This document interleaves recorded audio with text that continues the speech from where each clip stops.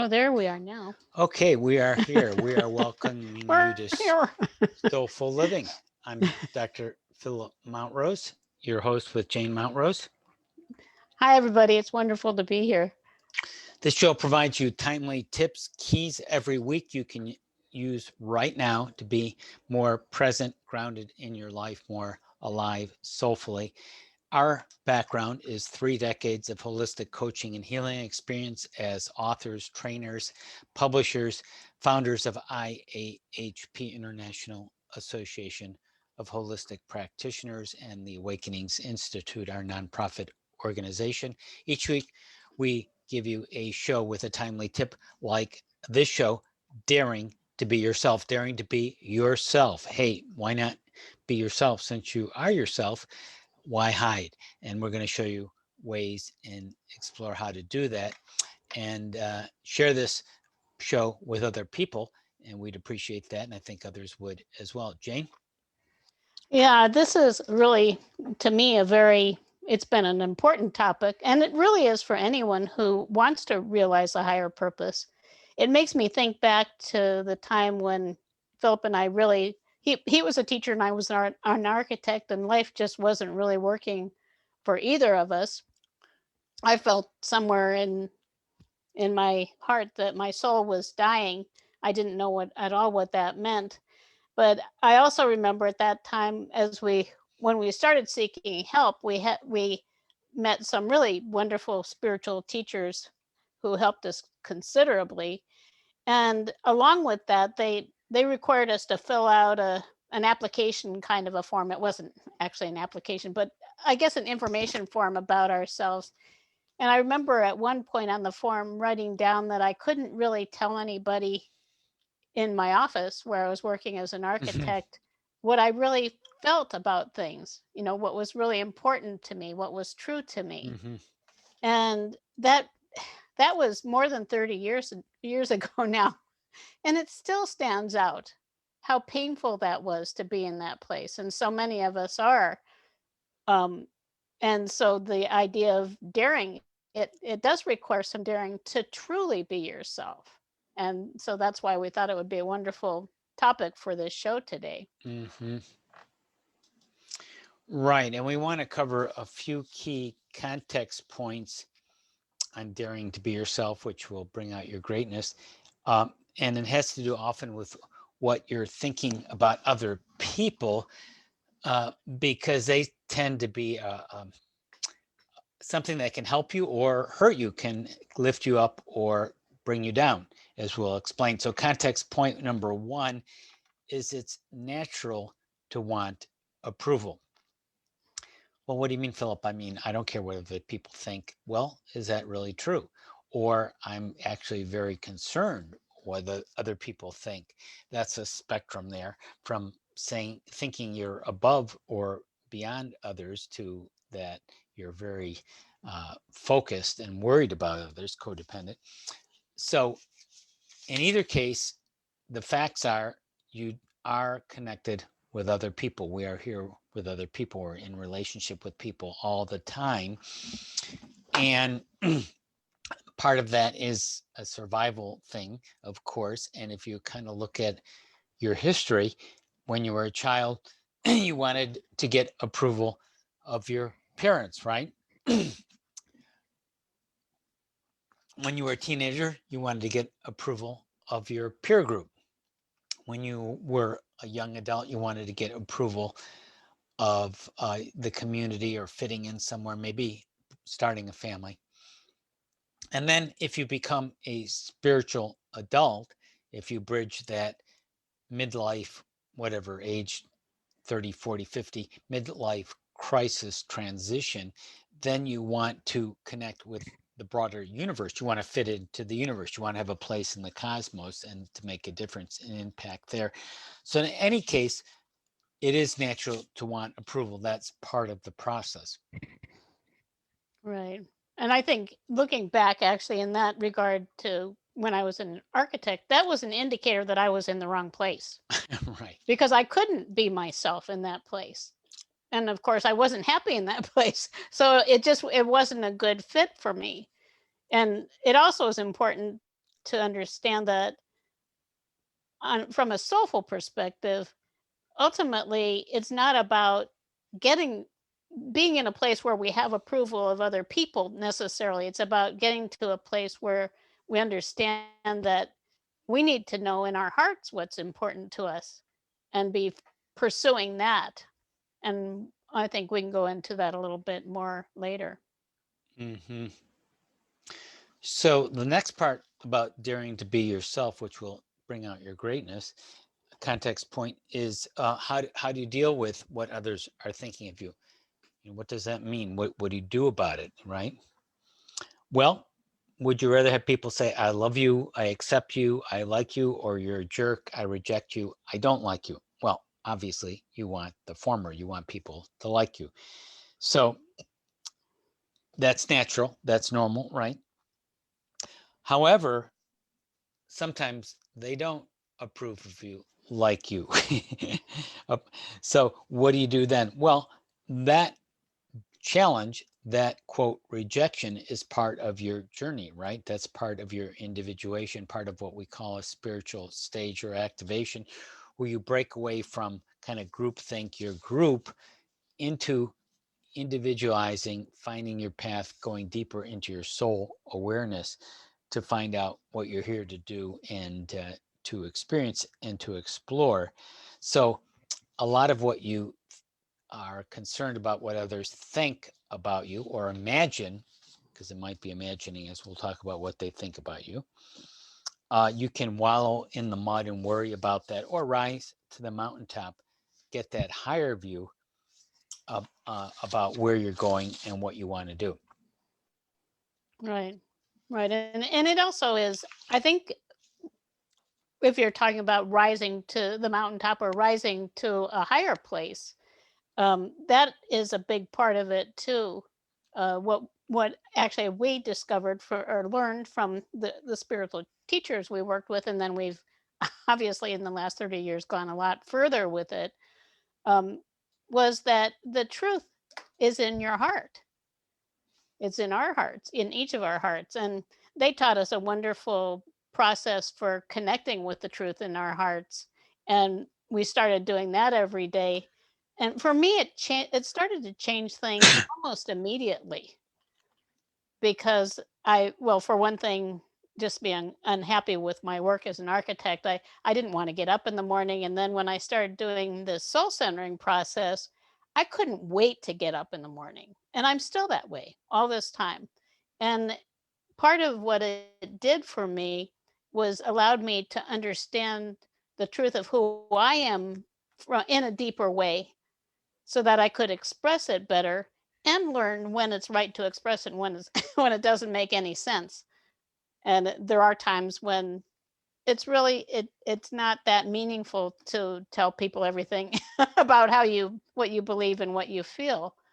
But we want to be in a place where we can do that. And we now Philip and I are in a place where we are able to be ourselves.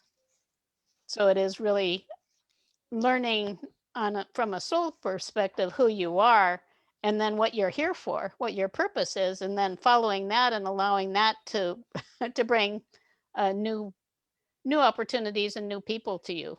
We're in a completely different place now than we were 30 years ago, and the people around us are very different and supportive, and we are free to express ourselves in there along with those people, and like people in Enlightened World Network, those are our kind of people, which is Hmm. why we have our show on Enlightened World Network.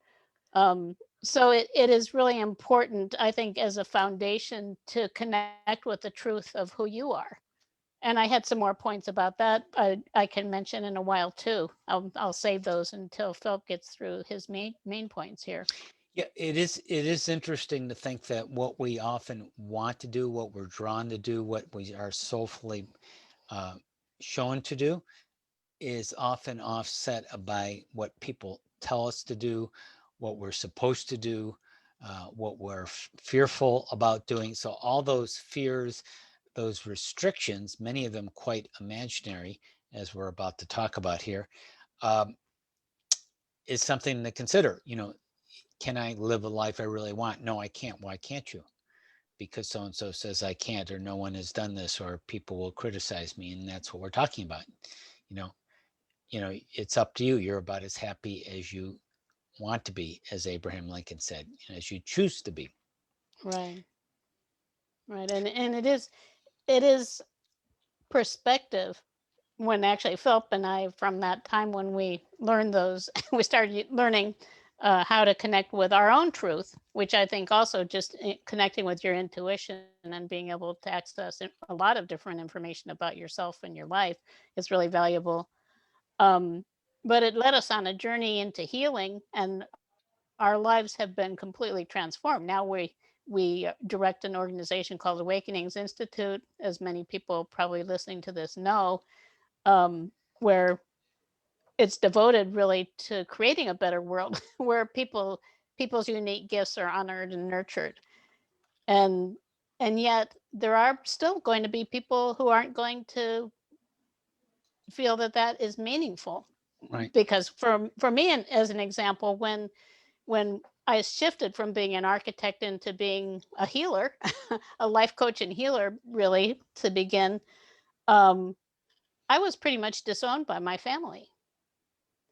And sometimes we have to go through things like that to realize our purpose and be strong enough. And that's why you can easily say, well, you have to dare, dare to be yourself. And that was challenging for me, although I also understood that I had a reason for being alive. And if I give up on my reason for being alive, what do I have? That's why my soul was dying. I can't go back to that. So it requires a lot of discernment and inner strength. We need to know what the center of our being is, what we're really about, and value that. Right. So the third point here regarding daring to be yourself and how to context what others, quote, think of you.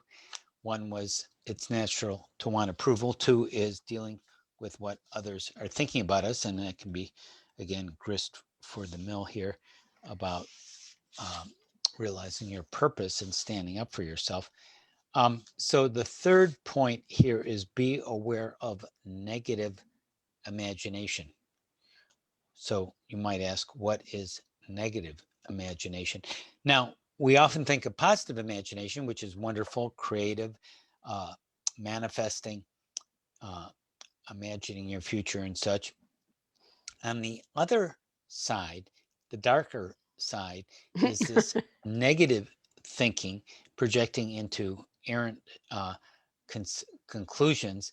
As Mark Twain famously said, I've spent most of my life worrying about things that have never happened. And that's probably true of most of us. So this, quote, mind reading, what others are thinking of us, can really throw us off base. And that can lead us to dwelling on negative, what we're imagining people are thinking of us. And this is really a waste of time, as Mark Twain observed. And on the other side, though, people, especially people who are watching this presentation, this podcast, Facebook Live, people are very empathic and are aware of others' vibrations. That is actually true. You are more or less aware of what others are putting out. So the question is, what does that mean? If they are putting out, quote, a negative vibration, is that because they are judging you or because they have a stomach ache? Is that because they're rejecting you, or is that because they're worried about their family or a meeting coming up? You don't know, generally speaking. So be aware that you might be picking up negative vibrations, and that may lead into a negative imagination, which is really quite false and misleading. And you want to put that in perspective. Yeah. Yeah. And I was earlier in life very distrustful of people and wary of people and afraid. In fact, it was interesting. I don't know. I guess we all have different perspectives on what's going to happen when we grow up, but I kind of got the impression I was taught to be a good girl. And I got the impression that my sense of self when I was an adult was going to rely on what other people thought about me and what other people said about me. So I was always waiting for approval. The soul it's a whole different reality when you're looking at things from a soulful perspective, because the soul is looking for what you approve of. And then looking outside of yourself, it rather than being concerned about how others might criticize you, it tends to focus more on how you can enrich the lives of others. And at a certain point, I realized I needed to reach out more to other people in a positive way. So going out in public, I started actually just saying hello to people, complimenting them, uh, in a line at the store, maybe carrying on a conversation, a pleasant conversation. And it, I think it starts to create a different kind of a dynamic where you're looking at the positive in others, and then you're also looking at the positive in yourself. I like the phrase from the Bible, "Judge not, lest ye be judged." And I think that that is true externally and internally, that we judge others as we judge ourselves. And when we look for the good in everyone, then we see the good in ourselves too. I think that that has been very helpful for me. And even people who are very different from me. I don't care when I say hello to someone, w- whether they're spiritually oriented or anything. I just want to help them to have a good day. And it really has changed things for me quite a bit. I grew up really in an alcoholic home, so it was a war zone, and I didn't learn how to communicate effectively. So learning just the basics of being able to be pleasant and enjoy people, just really genuinely from the heart enjoy people. That was um, a real help for me, I would say. Hmm. The bodhisattvas, that bodhisattva vow in Buddhism, where enlightenment is connected with serving other people and helping other people, Hmm. kind of the ultimate life purpose where you're continually helping other people rather more and more selflessly. And so what others think of you isn't really the question. You want to perhaps reframe that into, how can I serve myself so I can serve other people? And if someone has valid criticism for you, and it may come in a kind of a negative tone, you can ignore the tone. But if someone has something legitimate to say that could improve you, that's something good, right? I mean, Yeah, and if it's not, you can just reject it and move on, and maybe learn from that too. right, right. And I think this really it becomes very important, as it did for us, when we start realizing there has to be a deeper purpose for life, which would mean I must have a deeper purpose. So I must have a life purpose. And I think to be able to actually understand your life purpose, I think it really helps to connect with that truth in your heart, and learn about what your strengths really are, what your weaknesses are, what your greatest joys are, because your purpose is the thing that makes you feel most alive and joyful and excited about getting up every day. It's not like oh, I have there's another, what is the other term for it, like I have a task, a life task, kind of like you're supposed to carry a ball and chain behind you and Hmm. suffer your way through it. That's not it. It's life. It's being fully alive and engaged and doing something that feels good in your heart, that's meaningful for you and meaningful to the world on Hmm. in some way. It doesn't have to be like a big thing. It might be you're a chef in a restaurant, and you just love to bring joy to people with good food. It can be whatever you're doing, that you're doing it in a soulful way. and it's the thing that is your, is the thing that is most meaningful to you. Mm-hmm. So that's something too for anybody. If you haven't gotten to that place, I think Philip also he's going to share a link to our soul centering process, and we have a whole a new book about that, awakening to the power of the soul, um, which is very helpful. It changed everything for us and many people we've worked with over the years. Um, and in that, then you can connect with all of those things. And what do you value most? If you have you thought about that? It's interesting. What is really true for you, not from a perspective that you want approval of other people, but that you want approval of yourself. It's a beautiful journey, and I'm sure we have people listening to this show who are in all stages of this, and some saying, yeah, I understand. And then maybe some people who are just getting started. If you're just getting started, it's worth pursuing. In fact, I think at a certain point it becomes essential. There is, Philip referred to that stage, with kind of midlife crisis, which it's more than midlife crisis because it can happen in a much younger person too. But there's that dark night of the soul that people go through. It's a real thing. Mm-hmm.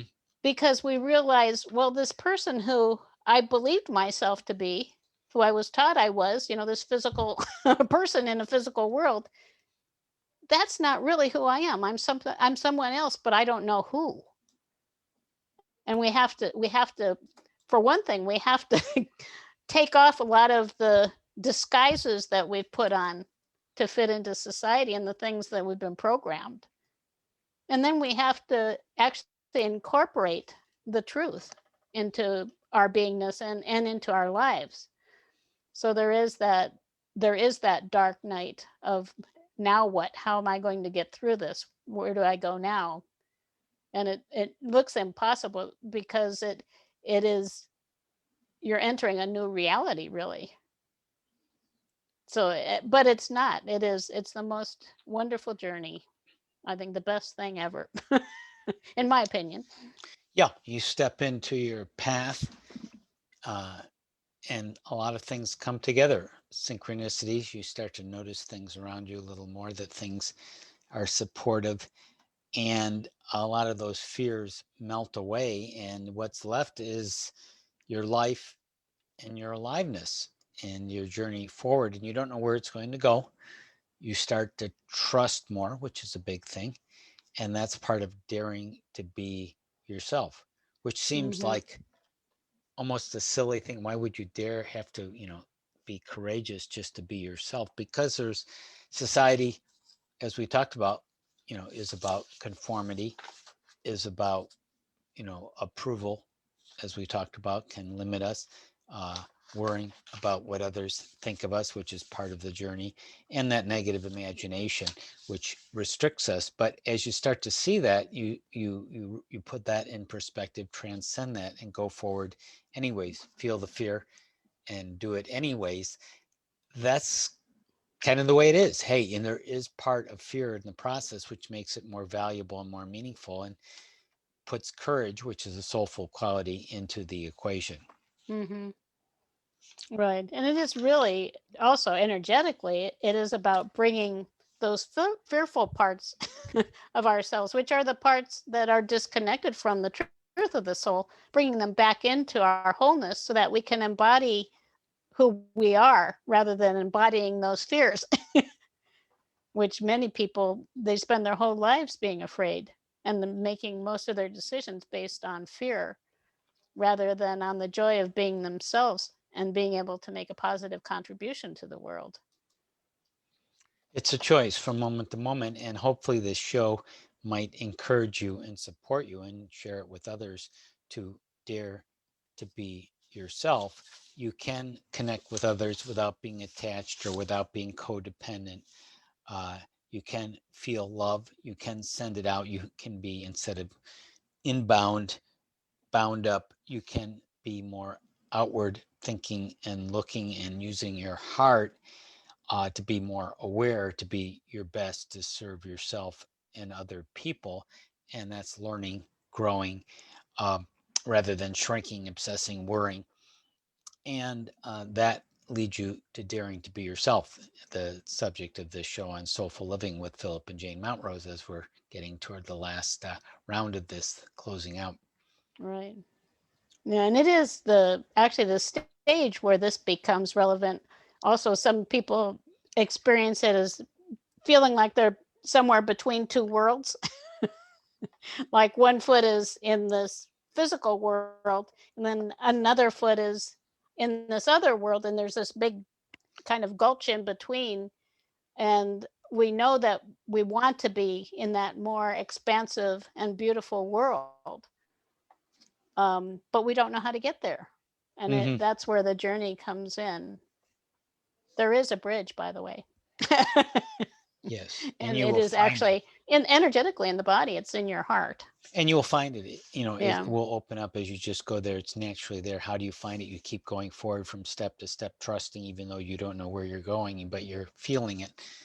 And kind of like a Helen Keller in the dark, without sound or sight, she just, felt her way into a transcendent life. Right. Right. Yeah. For us, we were at that place of not knowing what to do. And we needed a lot of healing. So that's when we really started to explore healing in great depth. We did that. Well, we still do. I mean, it's always very fascinating, and there's always more to explore.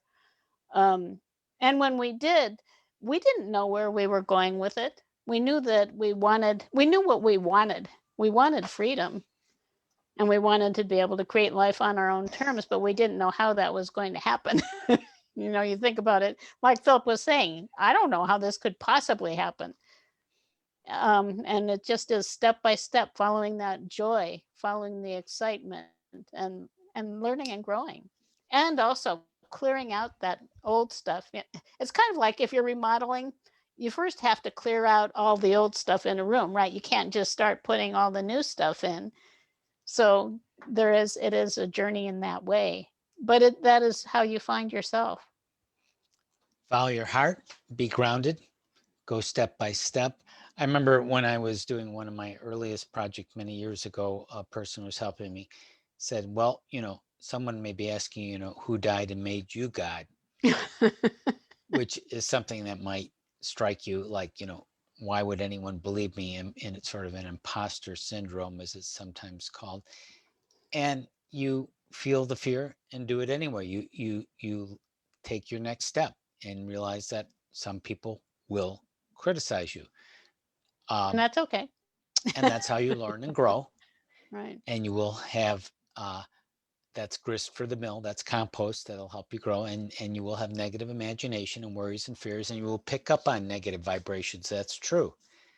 But you can still stand in your truth, go for your aliveness, connect with your soul. And we have a link for soul centering, something that we developed, a tiny abbreviated link here, which I put in the Facebook page here, tinyurl.com/soul-center, tinyurl.com/soul-center to help you on how to soul center. And we have a whole program, a new program on that, on awakening to your soul, the power of your soul. And there's a link there for there, a tinyurl.com/power-of-your-soul. Your dash soul? Power-of-your-soul, tinyurl.com. Okay. Yeah, and that all goes, by the way, to our website, which is actually gettingthrough.org, thru.org/holistic, actually one of the main pages. We just use the tiny URLs because they're usually pretty long, the URLs. Right. So, but that's where they're going, to gettingthrough.org. Home of Awakenings Institute. Yes. So anything else, Jane, before we conclude about daring to be yourself?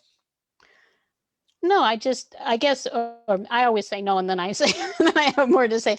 I feel pretty complete. I just encourage everybody to take the next step wherever it is, because there's always more to explore, and life is a beautiful journey. Hmm. As William Wordsworth said a century ago, we're trailing in clouds of glory do we come. So let's amplify those clouds of glory. So this has been Soulful Living Show Weekly here with Philip and Jane Montrose. If you enjoyed the show, please share it with others. This week it was Daring to Be Yourself, which brings on your greatness, your unique genius. And if you want more to know more about us and what we have to offer, which is quite a bit more, go to our website, gettingthrough.org, gettingthru.org/holistic. A lot of downloads, free downloads, trainings, blogs, videos, and we do value your support and tuition for our courses and programs. Go to our mission of helping the world be a more creative, loving place. Please share this with other people. Have a great week. Bye, everybody. Yeah, great being with you, everyone. Until next time.